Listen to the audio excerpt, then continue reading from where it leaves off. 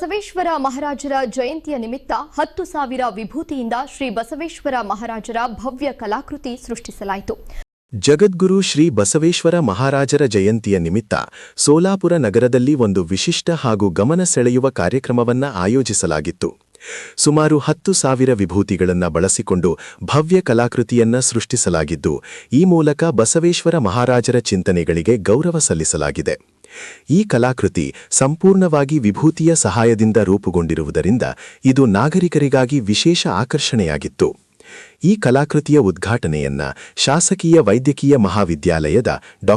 ಋತ್ವಿಕ್ ಜೈಕರ, ಶಾಸಕರಾದ ದೇವೇಂದ್ರ ಕೋಠೆ, ಉತ್ತರ ಸೋಲಾಪುರ ಶಾಸಕರಾದ ವಿಜಯಕುಮಾರ್ ದೇಶ್ಮುಖ್ ಜೊತೆಗೆ ಜಗದೀಶ್ ಪಾಟೀಲ, ಗುರುಶಾಂತ ದುತ್ತರಗಾವಕರ, ಗಜಾನನ ಧರಣೆ ಹಾಗೂ ಚಿದಾನಂದ ಮುಸ್ತಾರೆ ಇವರ ಹಸ್ತದಿಂದ ನೆರವೇರಿತ್ತು. ಖ್ಯಾತ ಚಿತ್ರಕಾರ ವಿಪುಲ್ ಮಿರಜ್ಕರ್ ಮತ್ತು ಅವರ ತಂಡ ಈ ಭವ್ಯ ಕಲಾಕೃತಿಯನ್ನ ರೂಪಿಸಿದ್ದಾರೆ.